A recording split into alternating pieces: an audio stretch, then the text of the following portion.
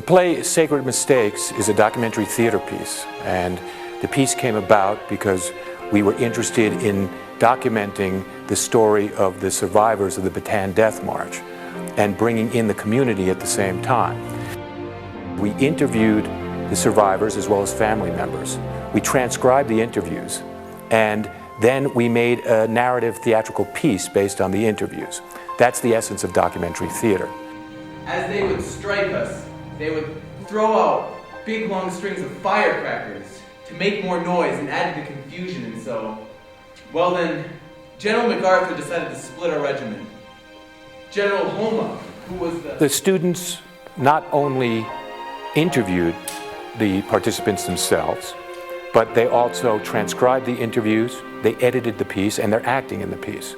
So for them as young actors, they are getting a complete learning experience on how to create a dramatic play. So it's a way to not only tell the story of a very interesting event in the history of New Mexico and Santa Fe specifically, but also in bringing in the community in a very, very organic, fundamental way. And teaching the students at the same time about the history of the city that they're living in, possibly for the first 2 years or 4 years for some of the students that are graduating at the end of this year.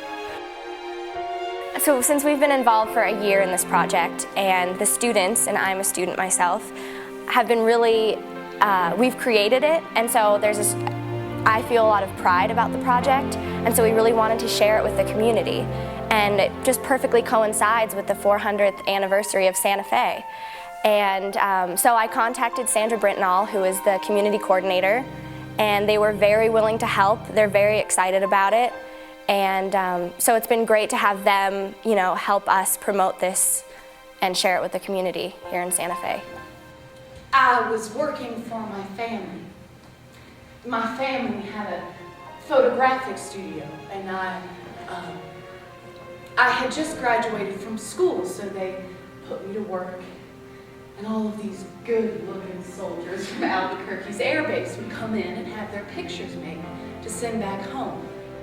We contacted participants and survivors both in the Albuquerque, Grant, New Mexico area, as well as Santa Fe, and they were extremely happy and willing to have their stories told, which was one of the things that we weren't quite sure about at the time, how sensitive they would be, because this material is really about survival. And that's really the theme of the story, is how different people in circumstances that are trying circumstances survive. What we found was, for the most part, the survivors had a very positive outlook on life, that in order to go through what they went through and get to the other side, they had to, and they have had, a really positive view of their lives and of the circumstances that bring them today to where they are. Well, I'm a theater student here at the College of Santa Fe, and I really wanted to help with the project because I'm really excited about it, and I think it's a really cool opportunity. And so I got involved, and I'm helping, reach out to the community.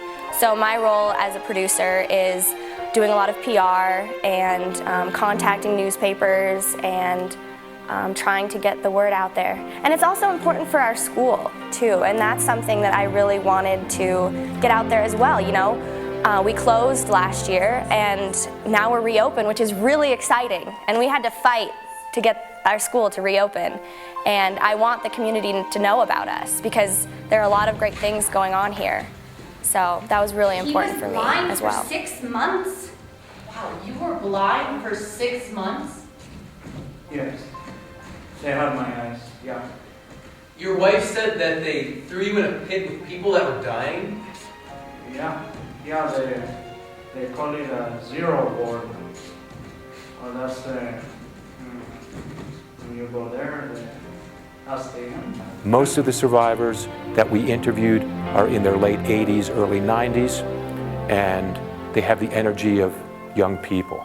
And I think that was partially because of their experiences during the war and what it took for them to get through those experiences. So it's been an incredibly rewarding experience. And as I've told the class, and this is really a year-long project, that once we interviewed the survivors and had their stories in print, we had succeeded. So everything else is gravy. And everything that the audience will be sharing with us when they come and witness this event is a celebration of the lives of these people and a celebration of the community and of New Mexico in general.